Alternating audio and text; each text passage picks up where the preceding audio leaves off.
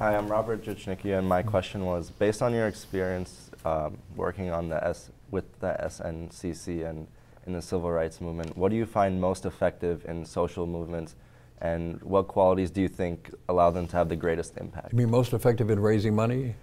Raising money and having impact in a general sense. Well, let me concentrate on raising money. In the early 1960s, you could raise enormous sums of money through the mail. That's still true today, but it's less true than it was then. And to the degree that we could, I can remember spending hours and hours folding letters, stuffing them in envelopes, carrying them, stamping them one by one. You know, we didn't have machines. One by one, carrying them to the post office, sending them off, and then waiting for the money to come back in. And almost every time the money did come back in, and now we're not talking about millions here, we're talking about thousands and low thousands. But we always got enough money to keep our doors open, to keep our staff paid, to take care of whatever problems we had. I say that's less true now because people are less likely to give money through the mail. There's a shrinking population of people who will do that today. And so you've got to raise money in other ways.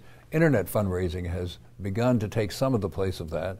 If you're able to have a large list of people you can write to on the internet and say some crisis is, just look what's in the news lately today. The Susan G. Komen Cancer Fund cut off support to Planned Parenthood because of pressure from right-wing Republicans. And a hue and cry went up around the United States. Mayor Bloomberg of New York City paid out of his pocket to make up for the money they had. But individual Americans just swelled the treasury of Planned Parenthood because they were outraged at this having happened. So sometimes you can turn a tragedy into a benefit, as happened in this case. But as I was driving here to the studio, I heard on the radio that the Susan G. Komen Association has changed its mind. Popular pressure was too much. They realized they'd done something stupid and tried their best to correct it by reversing it. So tactics that worked well in my day work less well, or the tactic that worked best in my day works less well here, but it still works. And there are substitute tactics, and you've got to work on them. Same is true with social activism.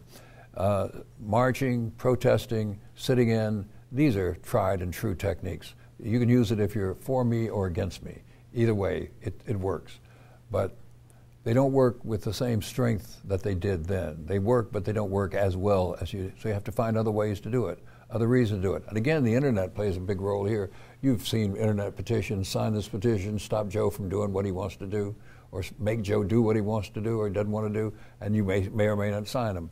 But as soon as one method seems to diminish, another one appears. And I think people who are quick-minded in the activist community know how to shift from this to this to this to this and take up some other means and method.